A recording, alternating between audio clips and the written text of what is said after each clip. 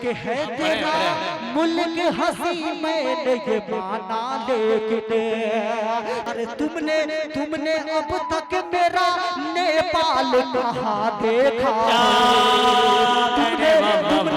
तुमने अब तक मेरा नेपाल कहाँ देखा है? तुमने अब तक मेरा नेपाल कहाँ देखा है? आइए हजरत सामईन, अब मैं चाहता हूँ इस शेर के बाद उस शायर तक पहुँचूं। अभी तक मैंने आपके समातों के दहलीज तक आधा दर्जन से ज्यादा शायर को पेश किया है, लेकिन इस वक्त पहले सामईन को उस शायर के हवाले पहुँचाना चाहता हूँ जो आज के इस स्टेज के उस्ताद शोरा भी हैं और तंज़ो मज़ाहिया के शायर भी हैं। हजरत सामईन सिर्फ यहाँ तक ही महदूद नहीं, बल्कि जिसने फिल्मी इंडस्ट्री में बहुत ही काम किया है, जिसके बड़े हिंदुस्तान से नेपाल के बड़े बड़े सिंगर ने जिसके गीत को गाता हुआ नजर आता है। आइए मैं चाहता हूँ शायर के हुजूर पहुंचूं और अकबर मैं गुजारिश करने जा रहा हूँ गीतकार गीतेश मुंबई साहब से, मुंबई अवी से कि आप डाइस पे तशरीफ लाएं, अपने खूबसूरत सा कलाम से हम सामईन को नवाजें। आइए जोरदार ताली के गुंज में आप गीतेश साहब का माइक पे इस्तेमाल कीजिए, जोरदार ताली बजा दीजिए गीतेश साहब के लिए।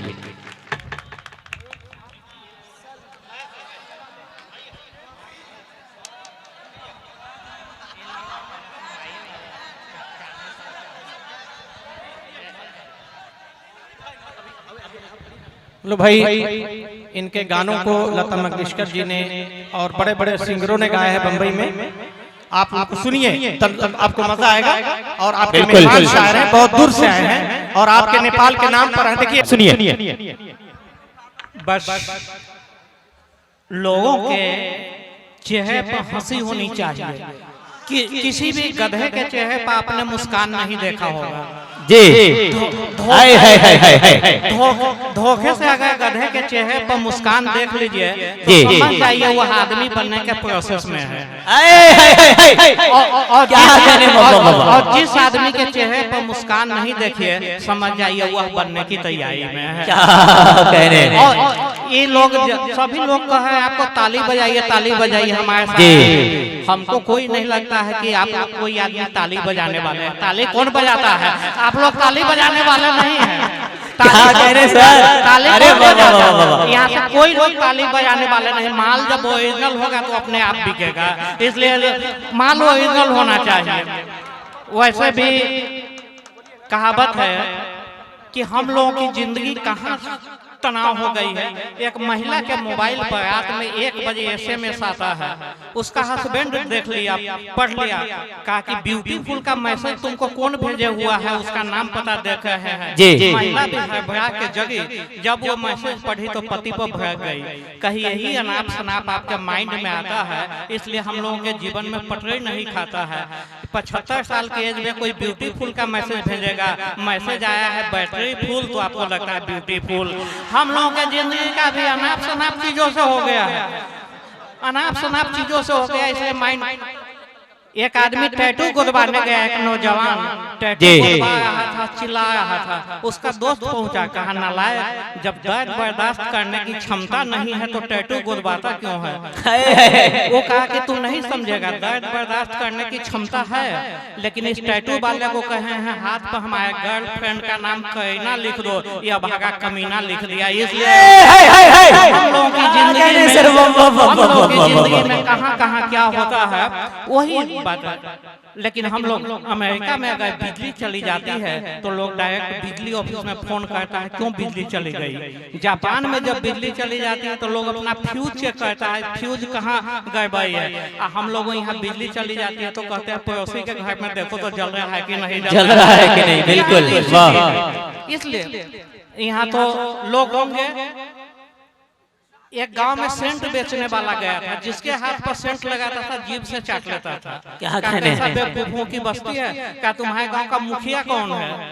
मुखिया के पास लेके गया, सेंट वाला कहता देखिए ना, जिसके हाथ पर सेंट लगाते हैं जीभ से चाट लेता है। मुखिया का ये सब बेवकूफ है ही, इसको पता नहीं है कि इसको दाल में रख के खाया जाता है। तो जहाँ का मुखिया ही दाल में रख के खिलाने वाला होगा, लेकिन यहाँ के मुखिया अच्छे हैं, ये मुझे पता है।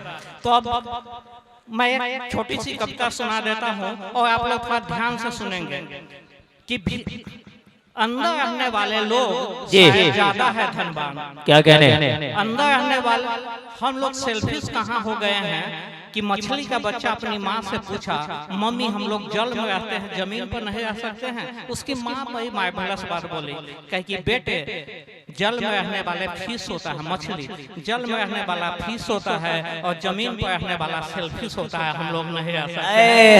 कहीं ना कहीं सर और यहाँ तो नौजवान ज्यादा है। नौजवान के बारे में कहा गया है युवा। युवा लिखिए आप लोग और उसका खाली उल्टा पढ़ लीजिए तो युवा का उल्टा होता है वायु। जो वायु की तरह गतिशील होता है वही युवा होता है। इसलिए आप लोग अपने लिए ताली बजा लीजिए। युवा वायु क्या कहने? बजा लीजिए भाई तालियां।